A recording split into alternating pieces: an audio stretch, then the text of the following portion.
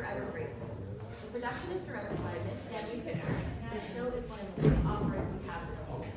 You can find the complete lineup of the entire festival at indiebardfest.com. We encourage you to check out the other great stories we have prepared for you and tell your friends. Please turn off all cell phones. This performance is approximately 80 minutes long and there will be no intermission. We acknowledge that we gather here at Indy Fringe in Indianapolis on the traditional land of indigenous peoples, including the Potawatomi, Miami, Delaware, and Shawnee. We honor with gratitude the land itself and the indigenous peoples past and present who have been stewards of this land throughout generations. This calls us to commit to continuing to learn and be better stewards of the land we inhabit, while also acknowledging that some were brought to this land not by choice. A content advisory. Discussion images of extreme acts of violence towards others and children as well as abusive language toward women. We are so glad you have joined us for this production. Enjoy the show.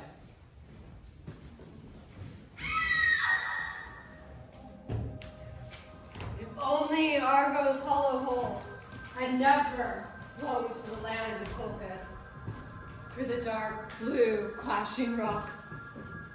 If only the pines had never fallen in the glades of Pelion, cut down to furnish oars for the hands of men most excellent, men who went to fetch the golden fleece for Peleus.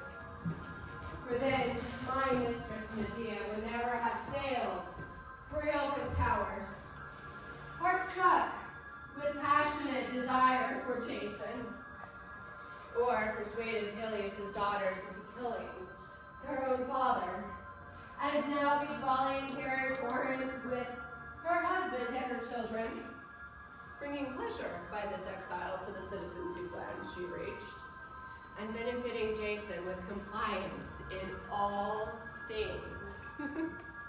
Indeed, this is the greatest safeguard when a wife does not stand separate from her husband's side. But now, all is enmity. The dearest ties of friendship have grown sick. Jason's betrayed his children, and my mistress, lying in a royal marriage bed with Creon's daughter. He's the ruler of this land. Wretched Medea, cast into dishonor, cries aloud the oaths he swore, invokes the greatest of all pledges, his right hand, and calls upon the gods to witness what repayment she's got from him. She lies there without eating, gives up her body to grief, and melts away all her time with tears since she first heard of this injustice from her husband. She does not raise her eyes or lift her head up from the ground, and when friends try to offer her advice, she hears them no more than some rock or surging sea, except perhaps to turn away her milk-white neck and moan to herself, crying aloud for her father, the home, the land she betrayed, to run away with Jason. He who has now so dishonored her. She has found out, oh wretch, from this disaster, just how much it means to leave behind one's native land. She loathes her children. The seeing them brings her no joy. I fear her. Fear she's planning something unexpected. Her mind is harsh. She will not put up with being treated badly. I know her and dread that she may go into the house in silence to the marriage bed and thrust a sharpened sword into the liver of the bride. Or kill the king and his new son-in-law and bring down some worse disaster on herself. She is awe-inspiring. One who earns her enmity won't easily survive to sing the victory song. Ancient possession of my mistress's household, why do you stand here all alone before the gates, loudly bewailing evil tidings to yourself? How can Medea want you to leave her all alone? When a master's lot falls badly, it is likewise a disaster for the rest of us, a blow that strikes the heart. So my own grief had grown to such intensity that I was gripped by desire to come outside and tell my mistress's fortune to earth and sky. What, has the poor wretch not yet ceased from lamentation? Oh, I envy you. Her torment is barely underway. Oh, the fool. If it's permitted to speak of masters so, she doesn't yet know of the latest evil news. What is it? Don't begrudge me what you've heard. Nothing. In fact, I now regret what I've just said. I beg you by your beard, tell me. I will keep silent on these matters if I must. I'd gone down to the place where old men sit and play at backgammon, next to the sacred fountain of Pyrene. And I heard, without seeming to hear, some man say that Creon, ruler of this land, will drive her children out from Corinthian soil. Their mother, too. I don't know if this story's plainly true. I only wish it may not be so. Even if Jason's quarreled with her mother, will he stand by while his children suffer in this way? New family ties have driven out the old. That man is no friend toward this house of ours. We are destroyed then. If we have to take on board new evils before we've even finished feeling out the old. Stay calm and silent. Don't say anything. It's not yet time for our mistress to hear this news. Oh, children, do you hear what your father is to you? May he not perish, for he's my master still. But he is guilty of bad treatment towards his friend. What mortal isn't? Have you only just now realized that everyone is more his own friend than his neighbors? Some justly, other men for profit's sake. And so, for a marriage bed, this father slights his children. Go into the house. All will be well. And you, keep them apart as much as possible. Don't take them near their mother while she's in despair.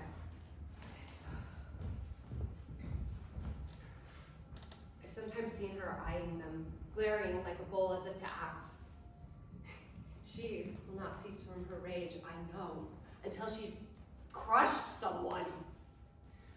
Oh, may it be an enemy she acts against and not a friend.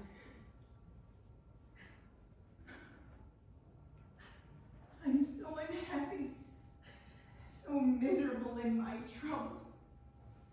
I'm suffering. How may I perish? It's just as I said, dear children. Your mother stirs up her heart. She stirs up her rage. Soon she will set it ablaze, her heart, more fiery still. What deeds will her spirit perform, swollen inside her, not to be thwarted, bitten by evils right to the quick? I have suffered pain that is worthy of vast lamentation. May you perish along with your father, cursed children, O loathsome mother! Death on the whole house! Oh, you poor, you wretched woman! How can your children share their father's wickedness? Why hate them? Poor children. How I am tortured with fear that you may suffer. Oh, royalty's temper is awesome in spirit, rarely submissive. Used to commanding, they don't abandon their anger with ease. Better that we be accustomed to living with others on equal terms. I'd rather be humble and reach old age. Best for mortals is moderation. It conquers by far in name and in practice. What goes beyond is unable to bring mortals opportunity. When a divinity gets angry, that house is pain. I heard her voice. I heard her cry. Unhappy woman of Caldas. Woman, speak! For we are mingled together in friendship. There is no such household. It's disappeared. He lies in a royal marriage bed while my mistress dissolves away her life in tears. In her bridal chamber, her mind not soothed in the slightest. May heavenly fire strike me in the head. Why go on living? What does it profit me? Life is loathsome. Let me leave it. Let me free myself in death. Do you hear, O Zeus? And earth and light. How she sings out her agony, unhappy bride. What is this passionate desire, you fool? For the bed none dares approach. Will you hasten the outcome of death? Don't pray for such a thing. Zeus will plead the justice of your cause. Almighty Phoebus and great Lady Artemis, see how I am treated here, though I bound him with mighty oaths, my accursed husband. If only one day I could see him crushed into pieces, along with his bride and their palace too, for daring to do this injustice to me when I had done none to them first. Oh, my father, my city, I left you, shamefully killing my brother to do so. Do you hear what she's saying? She's crying aloud to Themis, who listens to prayers, and Zeus, who's worshipped by mortals as steward of oaths. There is no way my mistress will ever cease from her rage for some trivial cause. If only she would come into our sight and accept the sound of the words we speak. Perhaps she might put aside the anger lying heavy on her heart, her mind's fierce temper. Tell her she'll find friendship here. Be quick before she does some evil to those within. The torrent of her grief is surging mightily. I fear I shall not succeed in persuading my mistress.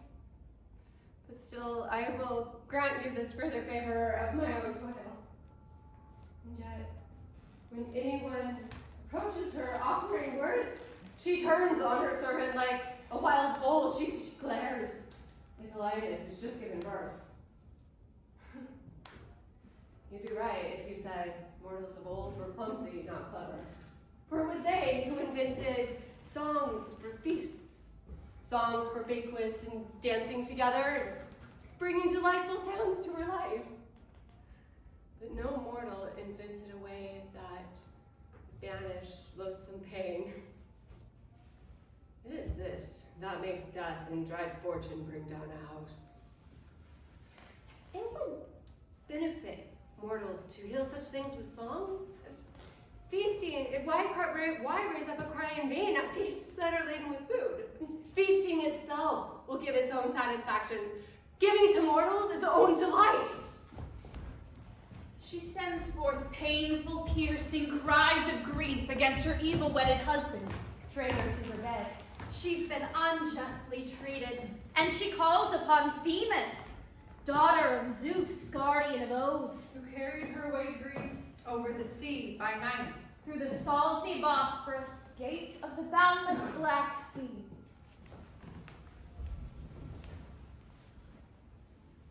Many folk I know are proud. Some in seclusion, away from the public eye, others out of doors. Still others take a quiet path and gain a lazy reputation. For there is no justice in the eyes of humankind. Before they clearly learn the insides of a person, they loathe on sight, though they have suffered no injustice. A foreigner especially must adopt the city's ways. Nor do I praise a willful native who offends his fellow citizens through boorishness.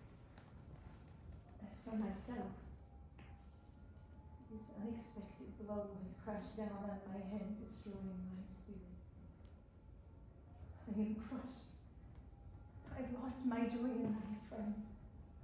I long to die. For he, on whom I all depended, my own husband, turned out to be the evilest of men. Of all those beings capable of life and thought, we women are the most miserable of living things. First, we must buy ourselves a husband at great cost, and thus acquire a master over our own bodies. A second evil more grievous than the first. And the greatest ordeal here is whether we get a worthwhile or a bad one. For departure harms a woman's reputation, and she can't refuse a husband. And then she comes into new customs and ways, and must divine prophetically, not having learned at home, what kind of bedmate should he be? If we succeed at working all this out, and if her husband bears in peace the yoke of living with us, our life is enviable. not, we must die? But if a man is burdened by the company within, he goes outside to ease his heart's distress, by turning to a friend or someone his own age. We, by necessity, must turn to one alone. They say there's no danger in a life we lead, staying at home while they do battle with the spear. How wrong-headed they are. I'd rather stand 3 times behind a shield than give birth to a child. I have no mother, no brother, no relative to offer me safe anchorage from this disaster. So I will ask you to assist me just this far.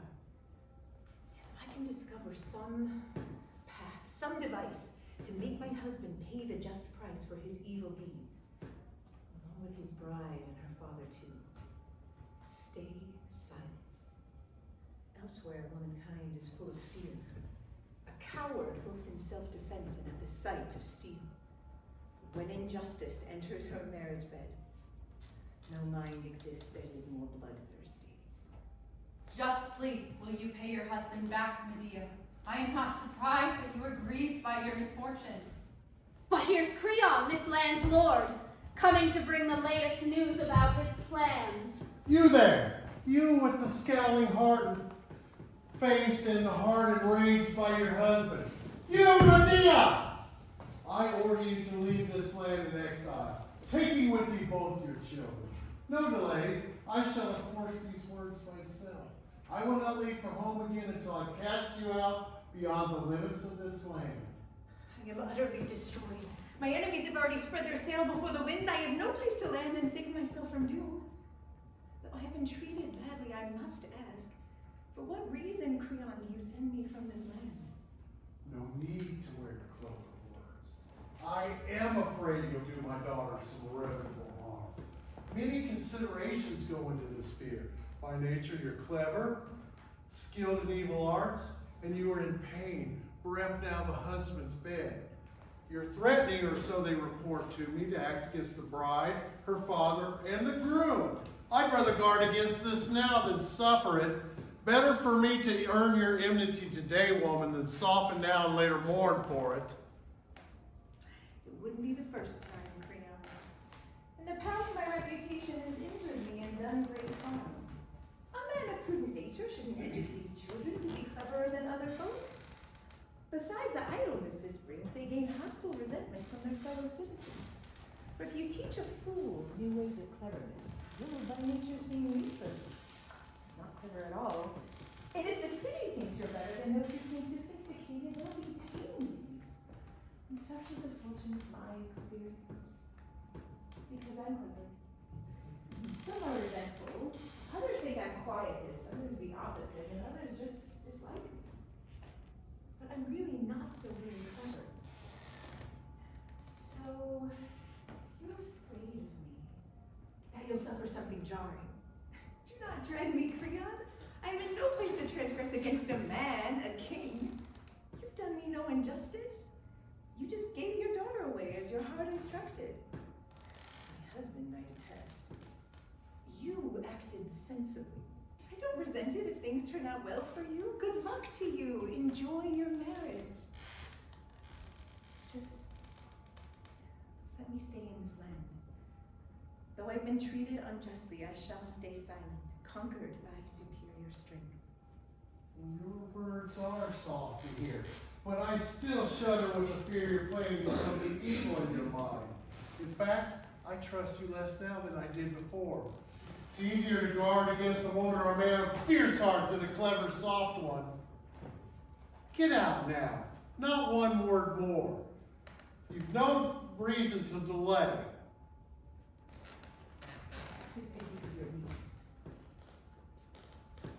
No delays. Get out now. Not one word more. You'll drive me out without respect for suppliant prayers? Yes, my own household is a dearer friend than you. Oh, my fatherland, how strongly I recall you now. I love my own land most of all, except my Oh, child. what evils come from passionate desires. Depending on the fortune that accompanies them. Zeus, do not forget who started these evils here. You fool. Get moving. Free me from my troubles now. I have my own troubles too. I don't need any more. All right, then I'll have my servants throw you out my porch. No, don't, I'm beseeching you, Creel. It seems, woman, that you're going to pester me. I'll go, I'm supplicating you for something else. Why force me once again by clinging to my hand? You say just this one day, I beg you, so that I can figure out my plan for exile and arrange my children's future, since their father does not see fit to devise provisions for his children. Pity them. You're a father too, with a child of your own. It's only reasonable that you should feel goodwill toward them. I'm not thinking of my own exile. I weep for them. But they're involved in this disaster too. My natural temper is far from that of royalty. Yet, by respecting others, I've made many mistakes. This time as well, it seems I'm making another. But your request is granted, woman. Yet I say to you, if the next torch of the sun god sees you and your children within the limits of this land, then you shall die. These words of mine will not prove false. So stay another day if you must. It is not time enough for the awful things I fear. I am wretched in your miseries, unhappy woman. Where on earth will you turn? To what foreign land? What house or land will you find to save you from harm? Indeed, some god has launched you out on a surging sea of evils. Medea, a sea unnavigable. Who could deny that evils lie on every side? Things aren't yet so bad. Do not think that they are. Ordeals are still to come for the new bride and groom, and trouble, no small trouble for their relative. Do you ever think I would have fawned upon that man if I to gain some profit or advance some scheme? I would not have approached him or touched him with my two hands. But he is so far gone in foolishness. He could have defeated my plan by exile and instead gave me one day. A day in which I shall make 3 corpses of my enemies. The father, the girl, and him. My husband too. There are so many paths of death for them that I could tread. I don't know which to try first. Shall I set fire to the couple's bridal home? Or go inside in silence to the marriage bed and Stab them to the liver with a sharpened sword. There's one obstacle to that. If I get caught entering the house or advancing my scheme, I'll die, providing laughter to my enemies. Nope. Straight route is best. We'll be our cleverest by nature. I'll use poison to dispose of them. All right, they're dead. What city will receive me then? What foreigner will offer me security? Grant me a safe house and protection for my person. No one. So I shall wait here a little longer.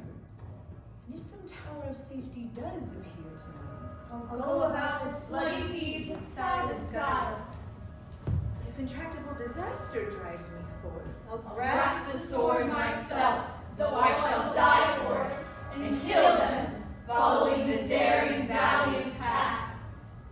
for by my mistress Hecate, whom I revere above all other gods, she whom I have chosen as my accomplice, dwelling in the recesses of my heart, not one of them shall grieve my heart and rejoice. I'll make their marriage bitter and lamentable, bitter their new ties and my exile from this land. Come now. Spare none of all distractions, you know me. Weave your plans, concoct your crafty schemes. Move toward this awful thing. Your spirit's brave ordeal is now. See how you're treated. You must not incur laughter from Jason's Sisyphean marriage bond. Your father's noble. Your grandfather's Helios. You have the knowledge. And besides, we're women. So our nature is most intractable for doing good, and most clever at constructing evil of all kinds. Streams of sacred rivers are flowing uphill. All things are twisted backwards, even justice. It is men whose plans are full of guile. Pledges made in the name of the gods no longer stand secure. The stories that they tell will twist my life around, bestow on it a glorious reputation. Honor is coming to the female race. No longer will malicious stories hold women in their grasp. The graceful favor of oaths has fled. Respect for others stays no more in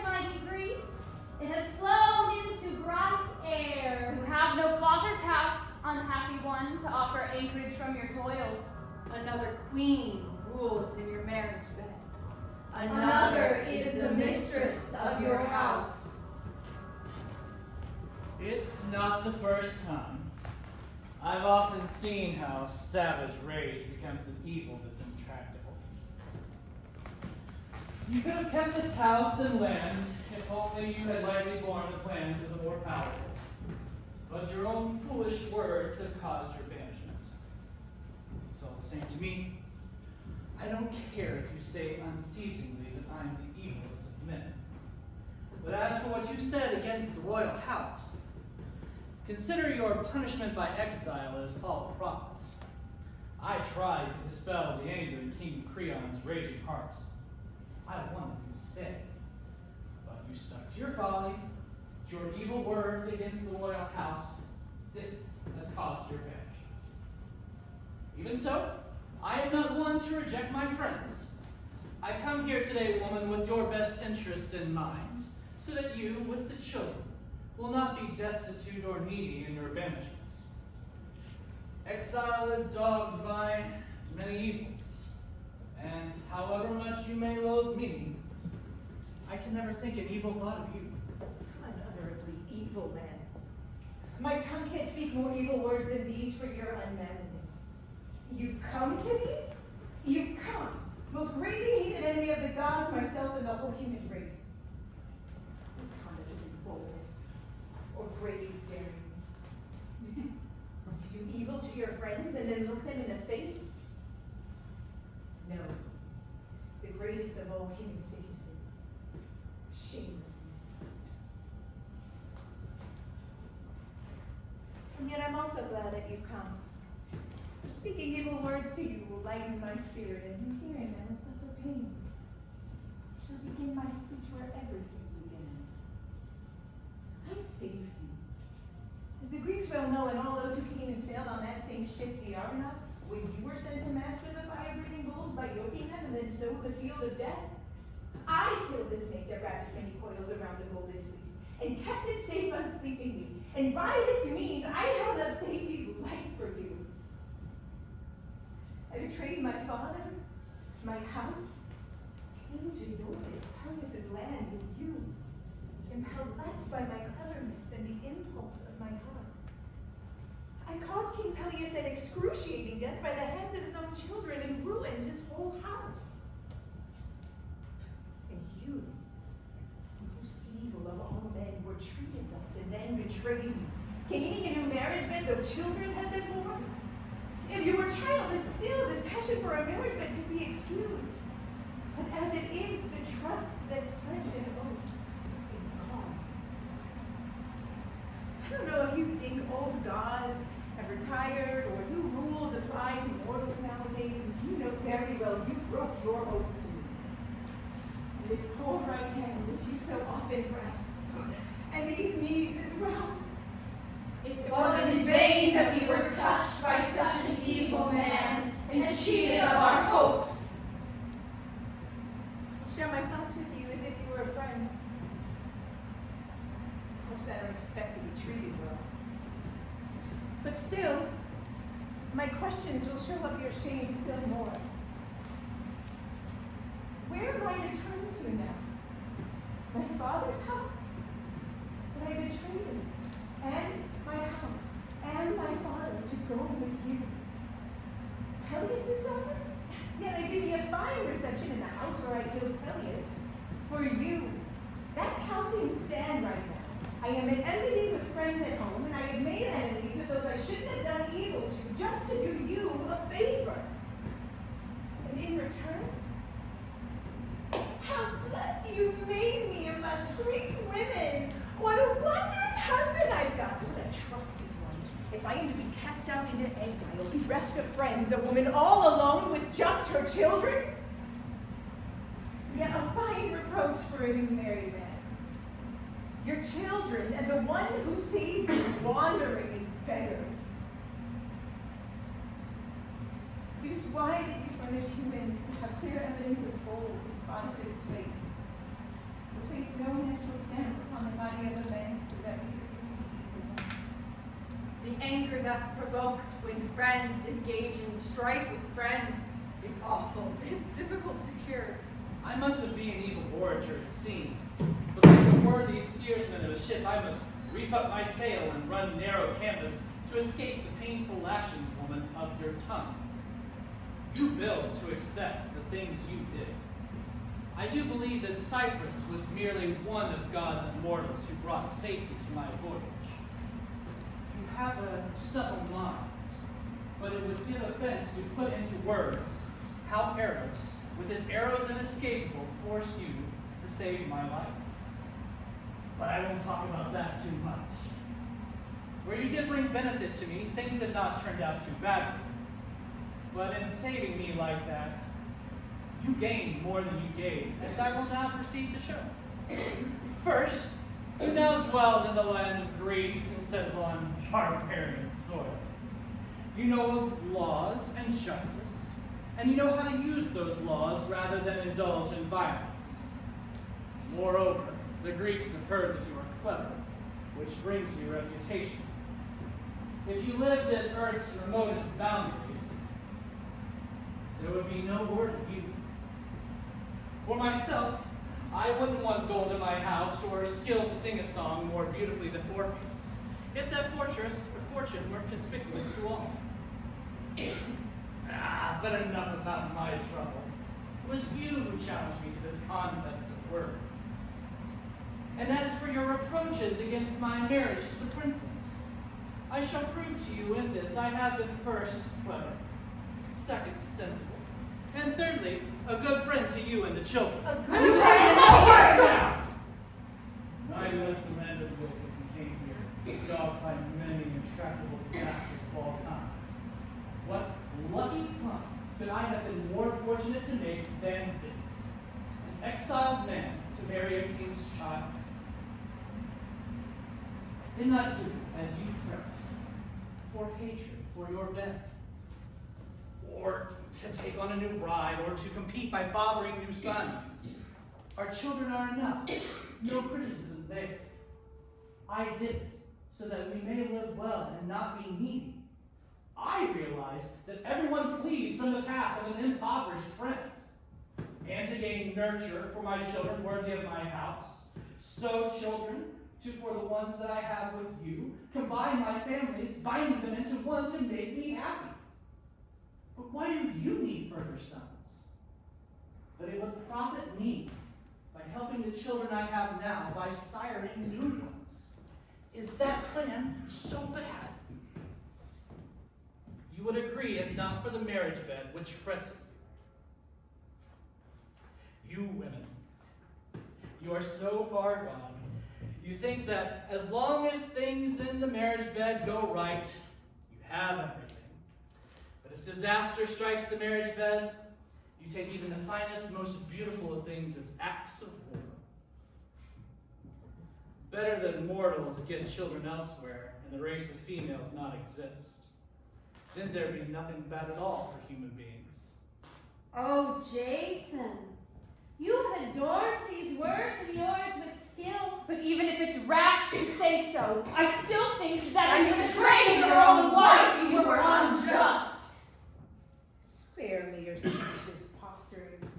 Your awesome way with words. One word of mine will flatten you. If you weren't evil, you should have persuaded me before the marriage, not stayed silent to your friends. And I suppose you would have been a humble servant to my words if I told you of the marriage, you who still cannot bear to rid your heart of mighty rage. It's not that, no. A barbarian marriage bed began to tarnish your good name as you grew old. You can be sure that it was not for the desire of a woman that I took the royal marriage bed I have now. But as I said, I did it to keep you safe and to beget blood brothers for the children I have now. Children of royalty, a bulwark for my house. May I not have a happy life that gives me pain, nor a prosperity that frets my mind and heart. Know how to change your wish, and you'll seem clever. That worthwhile things may not seem like painful ones. And in good fortune, not to think that your fortune is bad. Insult me if you want, for you have a refuge, whereas I will be in exile alone. You did this to yourself. Cast blame on no one else. How so? Did I betray you? Did I take a wife You hurled unholy curses at the royal house! I did, and I will curse upon your house as well. I will not dispute this matter with you anymore. But if you wish to gain material assistance for the children and yourself, for your exile, speak. I am prepared to give with an unstinting hand and introduce you to my foreign friends who will treat you well. If you reject this woman, you are a fool. You will profit better by ceasing from anger. I won't make use of your friend's hospitality. I don't want a thing from you, so don't offer it. Gifts from an evil man can bring no benefit. All right. I call upon divinities to show that I wish to serve you and the children in all ways. But good things do not please you. In your wilfulness, you push away your friends. This will increase your grief. Be gone. No doubt you're overcome with longing for your new tamed girl. You lingered here too long. Don't play the bridegroom! But the gods are with me when I say you've made a marriage to be mourned. Passionate desires coming in excess don't give men good name or excellence. But if Cyprus comes enough, not more, no other goddess is as gracious in her favors. Oh, mistress, never loose at me barbs from your golden bow. Your arrows inescapable, anointed with desire. Oh, fatherland, oh, home. May I never lose my city, living a life intractable, a life unnavigable. Most pitiful of griefs. For that may death take me. Death ending all my days. No toil surpasses this. We bereft of one's paternal land. I've seen this for myself. The tale I have to tell does not come from another. You suffered most awful sufferings, Medea. But no city pities you, no friend. May that man perish, joyless, unavenged. Which is not honored friends. Unlocking a clear, transparent mind. He'll be no friend of mine. Medea, greetings. No one knows a prelude more beautiful than this when speaking to a friend. Greetings, Evius. Oh, Clever-Pandian son. Where do you come from that you travel to this land? I've just come from Apollo's ancient oracle. Why travel to the earth's natal stone inspired with song? Find out how the seed of children may be mine. Oh, God. Are you still childless so far on in life? Childless, by fortune sent from some divinity. Do you have a wife, or is that been unknown to you? I do not lack the yoke that is the marriage bed. Well, what did Phoebus say regarding children? Dark words, too clever for a man to understand. Is it permitted that I know the God's response? Of course, in fact, it needs a clever mind like yours. But what is it? Speak if you can tell me. I must not loose the wineskin's dangling foot Until you do what? Or until you reach what land? until I come once more to the paternal hearth. Why did you travel to this land? There is a man called Pythias, a lord of Trojan soil. The son of Pelops, the most reverent man, you say. I wish to share with him Apollo's prophecy. He's a clever man and practiced in such things. To me, he is the dearest of my spear friends, too. Well, good fortune to you. May you get all you desire. But why this downcast eye, this pale and wasted skin? My husband is the most evil of all men to me. What? Tell me clearly, what is the cause of your despair? Jason's unjust to me, but I've done him no harm. What has he done? Tell me more clearly what has occurred. A woman over me is mistress in his house. No. Has he really dared this shameless of deeds? No, well he has. We, once his friends, are now dishonored. Was it from passion or hatred of your bed? Mighty passion. Well, He's unfaithful to his friends. Forgive him if he's as evil as you say. His passion was to tie his name to the king's. Who is the father of the bride? Come, tell me more. Creon, the present king of this Corinthian land. Oh, your sense of pain is quite excusable. I'm done for. And I'm being driven from the land. By whom? You're speaking of a further evil now. Creon's driving me out in exile from this land. And Jason lets him? That's another thing I cannot praise. He speaks against it, but endures it valiantly. But I beseech you, by your beard and by your knees, Medea, say before you as a suppliant.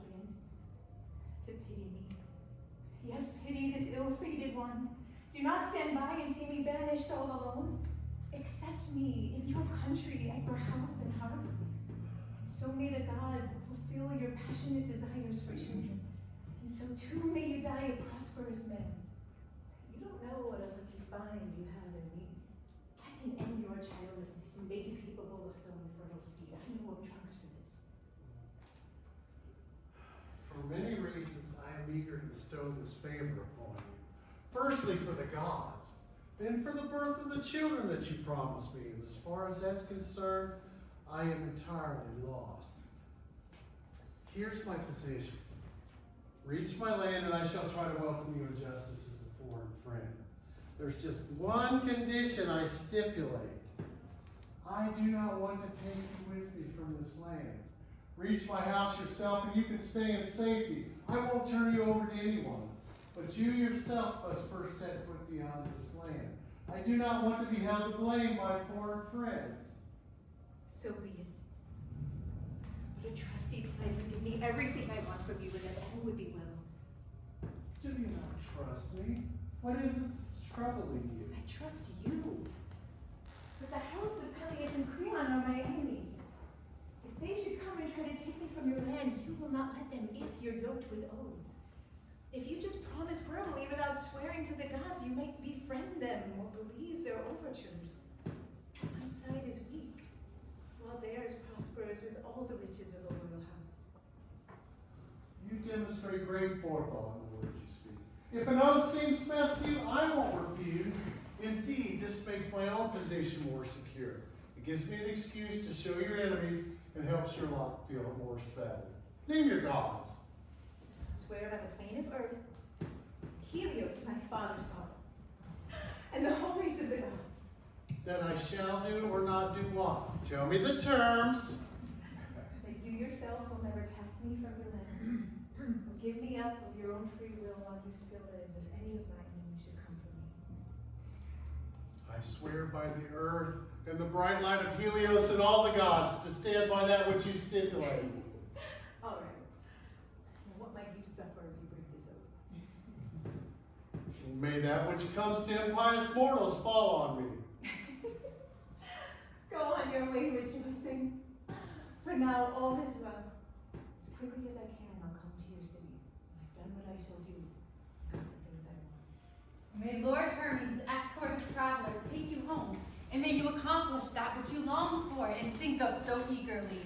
Since you have shown us, King Aegeus, that you are indeed a noble man. Oh, Zeus. Oh, justice, child of Zeus. Oh, Helios is left. Now I can be glorious in victory over my enemies. I've started down that road.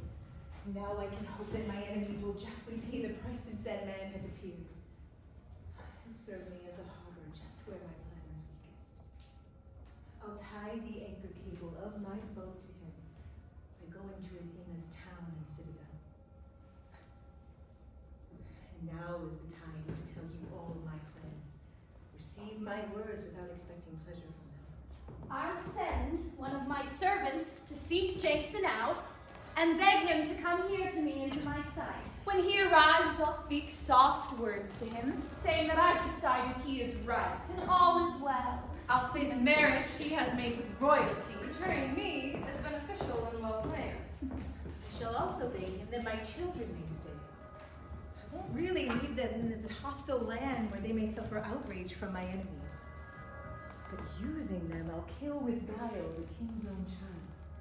I'll send them bearing in their hands what he makes for the bride, to beg that they not be exiled.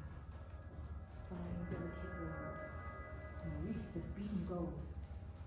And if She takes this finery and puts it on, she'll die an evil death, and so will anyone who touches her. with such drugs I'll anoint the gifts. That is enough of that portion of my plan. I grow now at the deed I must perpetrate acts thereafter. For I I shall shall kill kill the children, my own children. There is no one who can rescue them. After devastating Jason's house, I'll leave this land, in exile from my dearest children's blood. One who dares a most unholy deed for laughter from from an enemy cannot be endured. So be it. What does living profit me? I have no fatherland, no house. No refuge from my evils. That's when I made my big mistake. I left my father's house, persuaded by a Greek man's words. A man who will justly pay the price with the help of the gods. He will never see the children he got from me alive again. Nor will he ever get a child from his new yoked bride, for that evil girl, by necessity, must die evilly killed by my drugs. Let No one think me insignificant and weak or quiet-tempered. I am just the opposite. harsh to my enemies, and well disposed to my friends.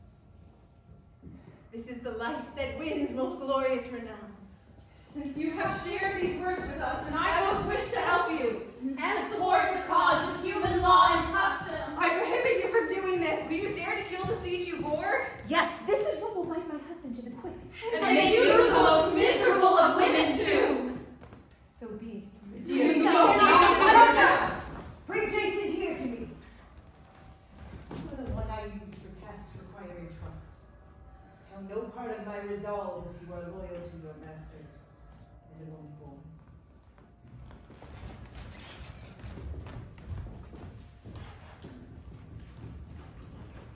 Children of Euripides, prosper from ancient times. Children of blessed God, born from a sacred, unravaged land. Feeding on cleverness that is most glorious, ever stepping lightly through bright air that gleams most brilliantly. It's here, they say, that the 9 pure muses appearing first gave blonde-haired Harmony her birth. Beside the stream of sunset, flowing in beauty, Cyprus paused to draw water, so they say. Over the temperate land she breathed sweet blowing breezes' breath. Over winding through her hair, bands of roses, fragrant flowered, she sent passionate desires to sit at the side of cleverness, accomplices in every kind of excellence. How can this city of sacred rivers, this land of sporting friends in safety, hold you dwelling in its midst? You the child murderer, you the unholy. Think of it, to strike into your children, think of the bloodshed you're planning. Don't you! Medea, we supplicate you by your knees. We beg you by all means. Don't shed your children's blood. Where will you find the boldness of mind, of hand, of heart, the awful daring to kill them, your own children? How will you ever be able, looking at them, your children, to seal their bloody fate without a tear? When they fall suppliant for their lives, you will not have the power. Your raging heart will not endure to dye your hands with their blood. I come at your command. Though you're hostile, you won't fail to get this much from me. I'll listen to your words. What favor do you ask of me, woman, this time? Jason, I beg you to excuse me for the words I said before. It's only reasonable that you should tolerate my anger. We've been friends so long. I've been talking it over with myself, scolding myself. Willful woman, why are you in such a mad hostile frenzy if I want to plan things well? Why make myself an enemy to this land's king and to my husband? Isn't he doing what's best for me? I'm marrying a royal princess and begetting brothers for our children. Why not rid my heart of rage? What has come over me? The gods are kind to me. Don't I have children? Don't I know that I am an exile from the land and short of friends? These thoughts made me perceive how great was my imprudence and how vain the rage that filled my heart. So I praise you now. I think you're sensible for adding this family tie. It's I who am the fool. I should have helped you make these plans. I should have helped fulfill them. Stood by the marriage bed and tend to your new bride as if she were a relative. We are what we are, we women. I won't say we're evil, but in evil you should not resemble us or pay back childishness with childishness. So I give way, admitting my wrongheadedness at that time. Now I plan plan things in a better way. Come on. Come on. Embrace your father. Speak to him along with me. Join with your mother in abandoning the enmity we once felt toward our friends. We poured libations, made a truce. Our rage is gone. Go on, take his hand.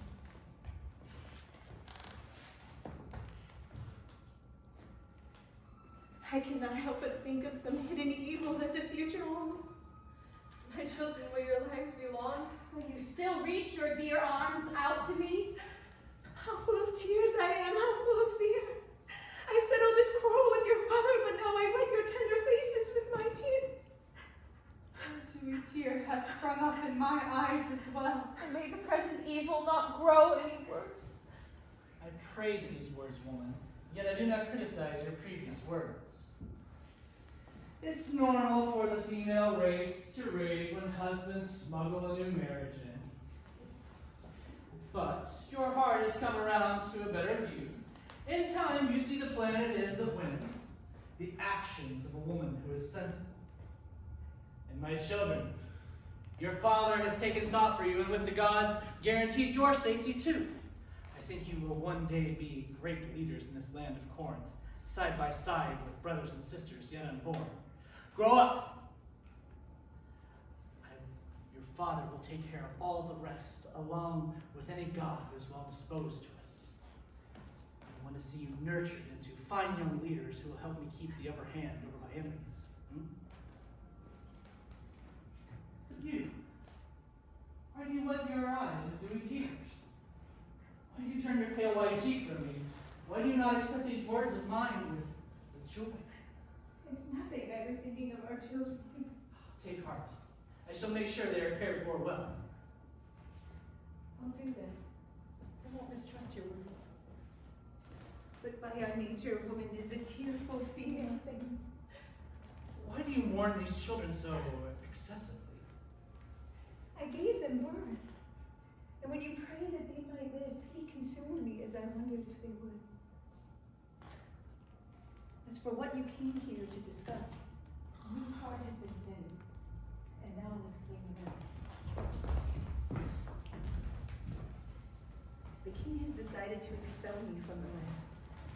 I realize this is the best course for me, to dwell out of your way and out of the way of those who rule the land, as I am thought hostile here. So I'm going into exile, but so that they may still be nurtured by your hand. Beg Creon that they not be exiled. I don't know if I can persuade him, but I must try.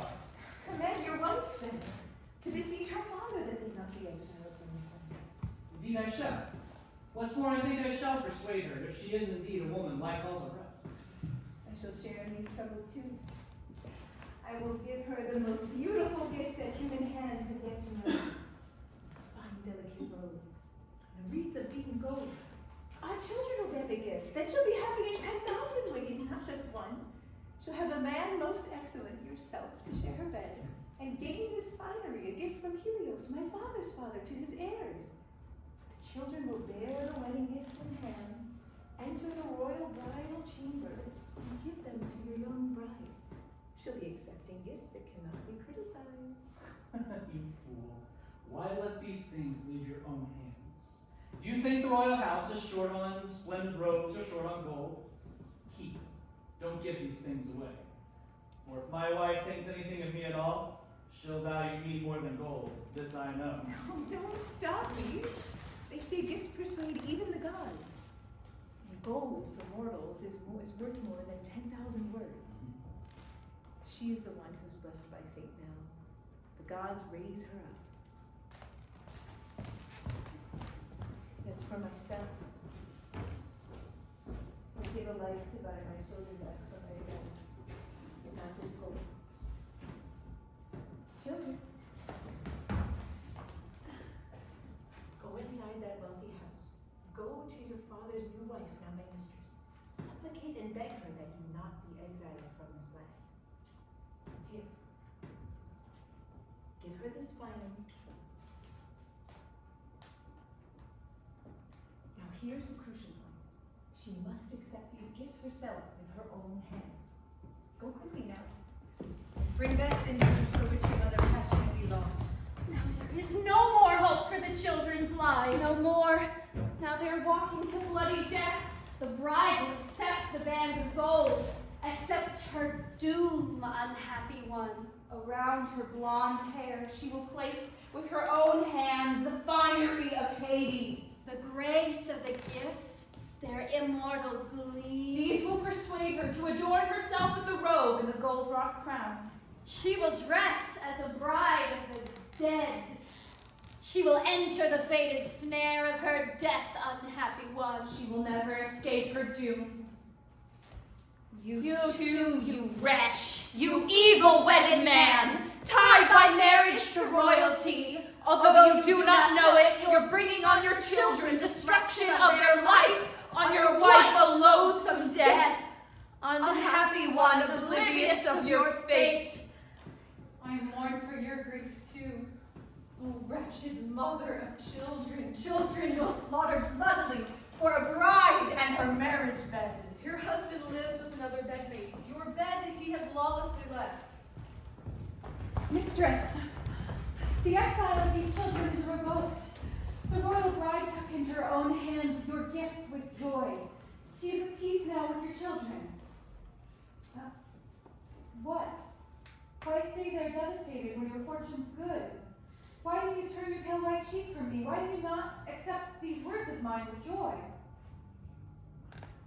Could I be bringing news unknowingly of some misfortune?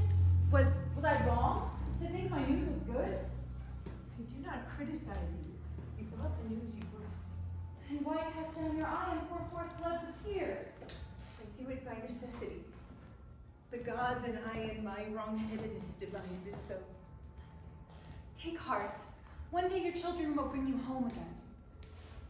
Before that, I'll send others home, wretch that I am. You're not the first to have her children unyoked from her. We're mortals, so disaster must be lightly borne.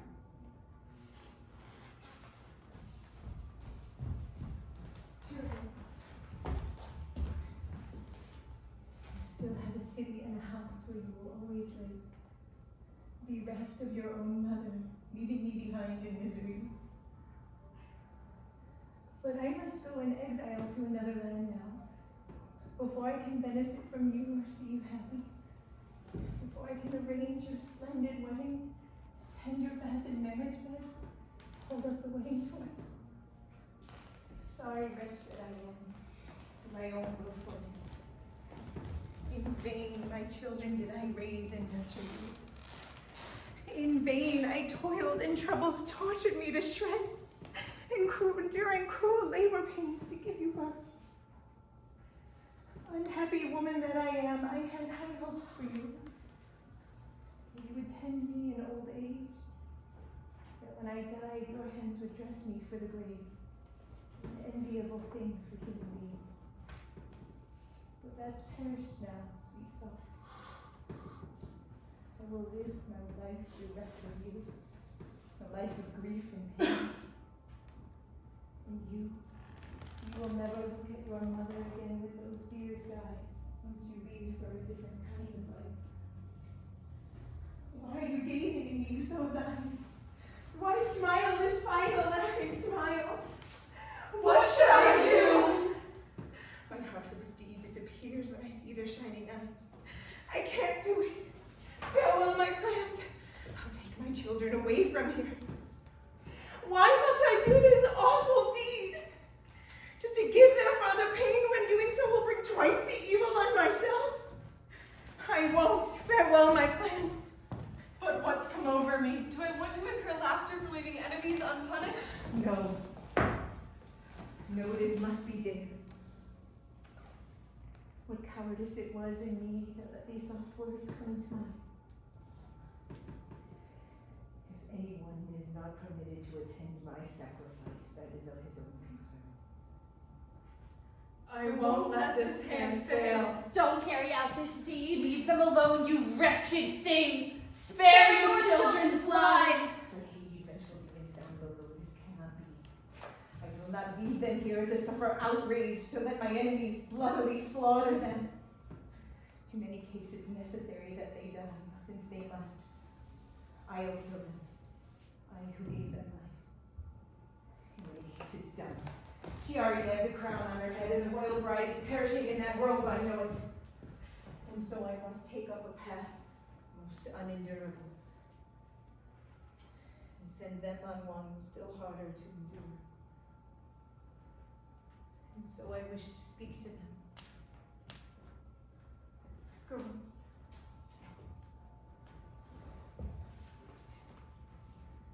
may you be happy, both of you. Not here, but there. What we had here, your father took.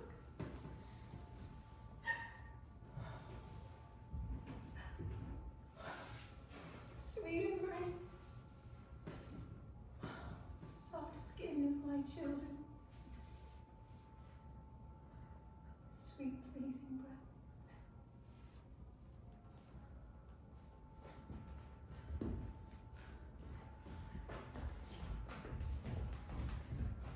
I cannot bear to look at you now that evil conquers me. I understand the evil thing I am about to do. And yet my raging heart is stronger than my plan. The heart that causes mortals the greatest pains.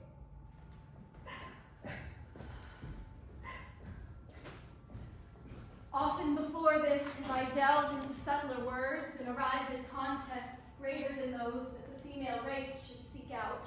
But we too have a muse who associates with us to bring forth cleverness. Not all you might perhaps find one among many, but just a few of the race of women have indeed been blessed by a muse. And I say that those among mortals who have no experience in being parents of children have greater fortune than those who have given birth. Your lack of experience of whether children are painful or pleasant for mortals, because they have none, childless people are spared many toils. As for those whose houses know the sweetness of offspring, these I find are ground down by cares their whole life long. First, they are anxious to nurture their children well and leave them a livelihood. Further, it is not clear if their toil is for worthless children or worthwhile ones. Finally, I shall tell you the most ultimate evil of all. Imagine they have found enough to live on, and the children's bodies have grown up. And the children are worthwhile. Still, if some divinity brings it about, off death goes to the house of Hades, carrying with him the bodies of children. So where is the profit to us? If gods, in addition to our other troubles, can inflict on mortals this most grievous of pains, for the sake of children? I have been straining in anticipation, waiting to see how fortune will turn out in them. I see one of Jason's servants approaching. Her agitated breath shows she brings some evil news. Oh, you who committed this awful lawless deed, Medea, flee into exile, whether in sea, carriage, or chariot that treads on land. What did I do to deserve an exile's flight? She's dead. The royal princess, just now, dead. Both she and Creon, who begot her, poisoned by your drugs. You tell a tale most beautiful. From now on, I'll count them on my benefactors and my friends. What? Woman, are you in your right mind or in some mad frenzy that you have done outrage to the royal hearth and yet you enjoy the story and are not afraid?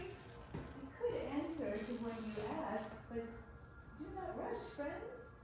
Tell me your tale. How did he die? And you'll provide me twice as much delight if it was an appalling, truly evil death. When your two children, your pair of offspring, and their father first arrived and came into the bridal house, we were pleased. At once our ears were full of talk that you and your husband had set aside your quarrel and made peace. One of us kissed the children's hands, another their heads, and I myself was so greatly pleased that I accompanied them into the women's rooms. Our mistress, that's to say the one we now admire as queen instead of you, at first kept her eyes fixed eagerly on Jason, but then she drew a veil before her face and turned away her pale white cheek in disgust at the arrival of the children. But your husband kept on trying to dispel the young girl's angry rage by saying this: Now don't be hostile to my friends. Cease from the rage that fills your heart and turn your head back here. Think of Of your your husband's friends as your friends too.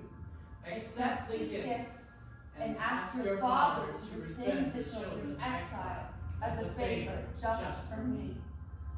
And when she saw the finery, she yielded and praised everything her husband had said. And then, before your children and their father were far from the house, She took up the embroidered robe and put it on. She placed a crown of gold around her curling locks. Took a bright mirror and arranged her hair, smiling and laughing at her body's lifeless image there. She got up from the chair and walked about the chamber, stepping lightly with her milk-white foot, rejoicing greatly in the gifts, time and again stretching her leg out straight and seeing how it looked. but what came next? That was an awful thing to see. Her color changed. She staggered sideways back again. Trembling in all her And limbs. scarcely reached the chair before collapsing there instead of on the floor.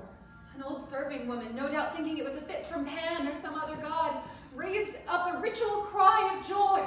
But then she saw white foam spew from the girl's mouth. Saw her eyes twist out of sight inside their sockets. Blood drained from her skin. Then she let forth a mighty cry of lamentation instead of joy. At once one woman rushed to the girl's father's house, another to the newly wedded husband to tell him of the disaster to his bride. The whole house rang with the quick thud of racing feet. The time that it would take a speedy runner to race across a 200-yard distance of course and reach the limit, that's how long she lay there, with her eyes closed, silent. But then she let out an awful moan and woke poor wretch. A double torment was at war with her. The golden wreath that lay around her crown and around her head emitted a awesome, awe-inspiring beam of all-consuming fire. The delicate robe, the gift your children brought, fed hungrily on her flesh, ill-fated girl. She stood up from the chair, ablaze with fire, and fled, shaking her hair, her head, this way and that, as she attempted to throw off the crown, but the gold kept a tight grip on its bonds. And when she shook her head, the fire just blazed up twice as brilliantly. At last she fell down, conquered by disaster to the ground. Only a parent could have recognized the princess then. The normal state of her eyes showed no more, nor did the natural beauty of her face. Blood dripped down from her head, all mixed with fire, and the flesh flowed from her bones like tears of sap oozing from pine wood. An awful thing to see. All of us feared to touch the corpse. Her fortune taught his lesson all too well. But her father didn't know of the disaster. Arriving suddenly within the house, he threw himself on the corpse, groaned, folded her in his arms, and kissing her said, Unhappy daughter, what divinities destroyed you so dishonorably? Who has deprived me of you? Me, an old man near the grave. Alas, my child, if only I might share your death. When he'd ceased mourning and lamenting, the old man wished to raise his aged body up, but the delicate robe adhered to him as ivy clings to shoots of laurel. Awful was their wrestling match. He tried to raise his knee, but she would not release him, and if he pulled away by force, she ripped the aged flesh away from his old bones. At last, the life of that ill-fated man was quenched. His spirit fled. Evil had gained the upper hand. They lie there, now, two corpses, an old father and his child together, a misfortune crying out for tears. But as for your lot, I'll speak not of it. You yourself will find that such deeds bring their own punishment. It's not the first time. I've often thought that mortal matters are but shadows. I'd make bold to say that clever folk among us mortals only appear to be so. And those concerned with words and arguments are guilty of the greatest kind of foolishness. There's not one mortal man who's blessed with happiness. If wealth flows in, one man might be more fortunate than others, but he will not have true happiness. It seems that some divinity has justly fixed on Jason many evil sufferings this day. You poor wretched child of Creon, how we pity you for suffering this disaster. Because of Jason's marriage, you have gone to Hades' house. I've decided what to do. As quickly as I can, I'll kill the children and leave this land. I will not dally and allow some more hostile hand to slaughter them both. In any case, it's necessary that they die, since they must. I'll kill them. I leave them life. Come, heart. Put on your armor. Why do I delay to do this awful, evil, necessary deed? Come, my wretched daring hand. Take up the sword. Take it. Approach this guarding post of lifelong pain. Do not Be cowardly. Do not Think of your children. That they're your dearest ones. And that you gave birth to them. Forget your children this short day and mourn later. I am a woman of misfortune. Oh, earth, all shining beam of Helios, look down! Look on this deadly woman before she strikes with murderous hand her own children, spilling her own blood. They sprang from your golden race. It is fearful for the blood of a god to fall at the hands of mortals. Oh God, more light, prevent her! Stop her! Take from the house this wretch, this fury, bold, bloody, and inspired by demons of revenge. In vain you toiled for your children. In vain bore beloved offspring, leaving the dark blue crags of flashing rock, that inlet least hospitable to foreigners. Prince Wide's rage fell heavy on the mind, and bloodshed full of violent bloodshed. Kindred blood stains on the earth are harsh to mortals. Grief falls on a house from the gods in harmony with those who killed their own. Did you hear the children? Hear their cry? Oh, bold, oh, wretched woman of evil fortune! What shall I do? How can I clean my mother's hand? I cannot know my dearest sister. What is joy? Shall I enter the house? I think I should save the children from bloodshed. Yes, by the gods, protect us. We have need of it. Oh, good. My nerves are hunting at his door.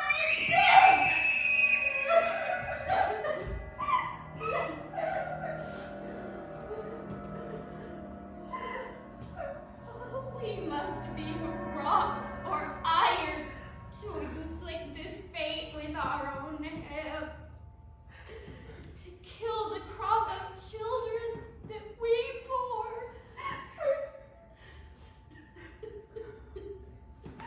I've heard of one woman in the past, just one, who laid hands on her own dear children. I know, in frenzied madness from the gods, after the wife of Zeus sent her forth wandering from home. She fell, poor wretch, into the salt sea for the impious bloodshed of her children. She stretched her foot beyond a sea cliff and perished, sharing in the death of her own two sons. What awful thing is now impossible?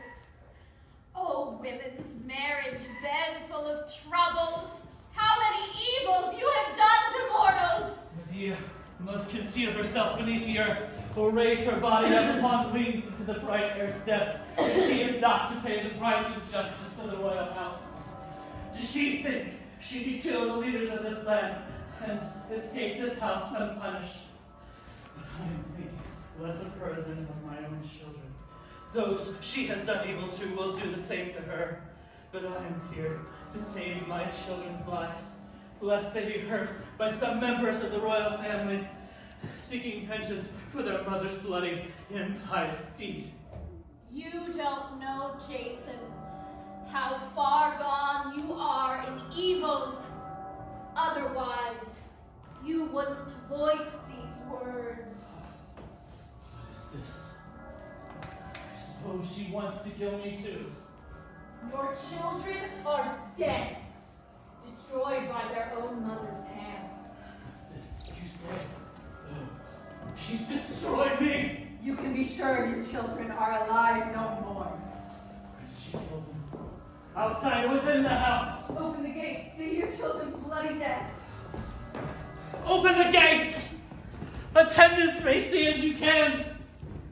Release the bars so that we may make this double evil. The children dead, and quickly, justly pay the price. Why shake the gates and try to river them apart? Seeking these corpses and myself who did the deed. Cease from your trouble. If you need me, speak, but you will never touch us with your hands. You loathsome thing. Most hateful woman. Greatest enemy of the gods, myself and the whole human race, who dare to thrust a sword into the children you bore, leaving me childless and destroying me! How can you look upon the son of this earth when you have done this thing? Tear this deed, most impious! May you perish. I'm no fool now, but I was a fool back then, when I led you from your home, one barbarian soil, to a Greek household. You great thing of evil, who betrayed your father in the land that nurtured you. The gods have crushed me with your demon of revenge for killing your own brother at the hearth before you boarded my ship, the Argo, beautiful of prow. That is how you started. Then you became the bride to the man before you, bore children to me, and killed them for a marriage bed. There's no Greek woman who would have dared done this deed, yet I saw fit to marry you instead of one of them. A hostile, hateful, destructive marriage to a lioness, not a woman. By your nature, even more savage than Scylla of Tarpeia. I couldn't cut you to the quick with 10,000 such reproaches. You're so brazen in your nature. Get out of here, you shameful, blood-stained child killer! All that's left is to lament my fate. I'll never benefit from my new marriage bed, or address the children I begot and nurtured in life. They are lost to me now. I'd give an answer to your lengthy speech. But Father Zeus already knows how you were treated me and the deeds that you did. You will not dishonor my marriage bed and go on living in delight, laughing at me, you or your princess. And nor is Creon, who proposed this marriage, going to cast me into exile and get away with it. Call me a lioness if you want. I've struck you to the heart, just as I had to do. But you share these pains as well. These are your evils too. Of course. But if you cannot laugh, grief profits me. My children, when an evil mother gave you birth. My children, how your own father's sickness has destroyed you. At least they weren't destroyed by this right hand of mine. No, by the outrage of your new tamed marriage time. So you saw it fit to murder them for a marriage bed. You think a woman finds this torment trivial? Yes, if she's sensible. But all's evil to you. I live no longer. This will bite you to the quick. They live as sensual demons on your head. The gods know who started this agony. The gods know then that it was your repulsive mind. You keep hating me, I hate your bitter voice as well. And I yours. But departure is easy to arrange. How so? these corpses. Let me bury them and weep for them. No. I will bury them with my own hands. I will take them to the shrine there, where no hostile hand can do outrage to their bodies by desecration of the tomb.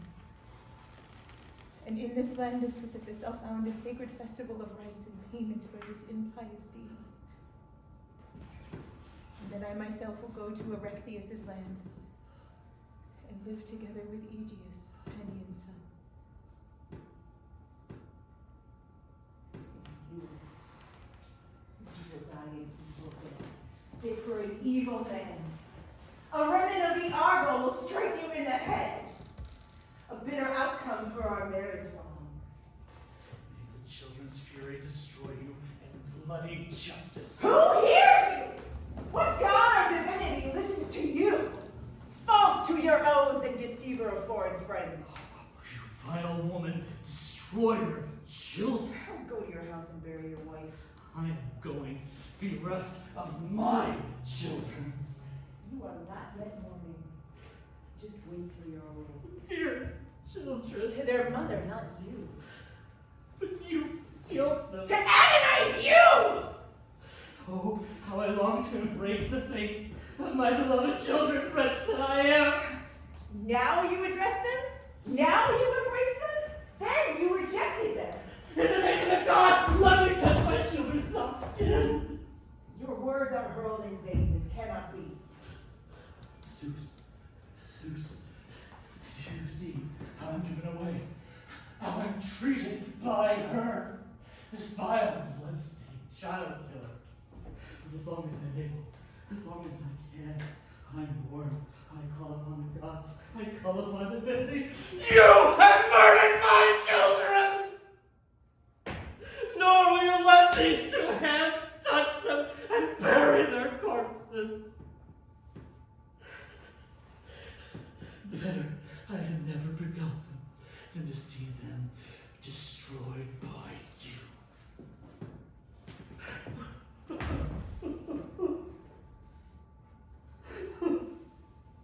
Zeus is the steward of much on Olympus. God's accomplished much that is unforeseen.